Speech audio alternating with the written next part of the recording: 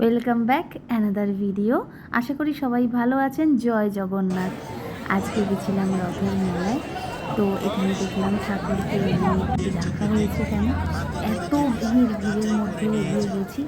একটা প্রসাদ নিয়ে ওখান থেকে আস্তে আস্তে করে বেরিয়ে অন্যদিকে গেছি। এখানে এত ভিড় যে দাঁড়ানো যাচ্ছিল না। রথের মেলায় নাকি গাছ লাগাতে হয়, গাছ কিনে, তাহলে নাকি খুব ভালো। এছাড়াও আমি ঠিক করেছিলাম আমাদের যত সাবস্ক্রাইবার বাড়বে আমরা ছোট বড় যেরকমই হোক একটা করে গাছ লাগাবো। সেই সুবাদে আমি কিন্তু গাছ কিনে নিলাম। এখানে অলরেডি বাবা অনেকগুলো গাছ এনে বসিয়েছে এবং আজকেও এনেছে। আমি কি করলাম, এখানে গাছগুলো দেখলাম কি কি গাছ নেওয়া যায়। তো ওনারা বললেন পরের দিন বৌদি আসবে, এখন আজকে কিন্তু এই কটা গাছই রয়েছে, বৃষ্টির কারণে আনা হয়নি। গাছগুলো কিন্তু খুব খুব ভালো ছিল।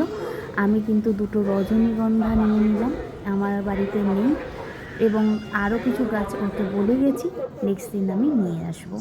আস্তে আস্তে এগিয়ে আসলাম, এতটাই ভিড় মানে মানে একজনের গায়ে ধাক্কা লাগে এরকম। তার মধ্যেই হেঁটে হেঁটে আস্তে আস্তে করে বাদাম কিনলাম, জিলিপি কিনলাম, কিনে নিয়ে আস্তে আস্তে করে হেঁটে বেরোচ্ছি। সত্যি রথের মেলা কিন্তু আলাদাই একটা ব্যাপার। আমাদের এখানে এত লোক, দেখো সবার হাতে কিন্তু গাছ দেখা যাচ্ছে, কারণ সবাই জানে গাছ লাগাতে হবে। এখানে এক দাদু একটু বাদাম নিয়ে বসেছে এবং ফুচকার প্রচুর দোকান বসেছে। এবং চলতে চলতে হঠাৎ করে আমারই একজন পরিচিতর সাথে দেখা হয়েছে এবং দেখে বলে, আরে কোথায় যাচ্ছিস, কিছু খাবি নাকি, খেয়ে যা। তাই বললাম, তুমি এখানে দোকান দিয়েছো?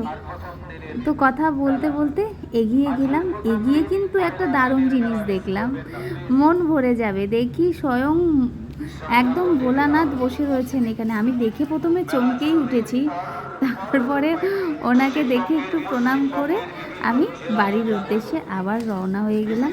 কাছেই বাড়ি, হাঁটতে হাঁটতেই চলে আসলাম বাড়িতে। তো আবার মনে আছে, আবার কিন্তু পরের দিন আবার যাব, কারণ গাছও কিনতে হবে আরও কিছু, এবং পরের দিন ছেলে মেয়ে দুজনকেই কিন্তু মেলায় নিয়ে যাব। দেখো কত ভিড়, মানে লোক আসা থামছে না।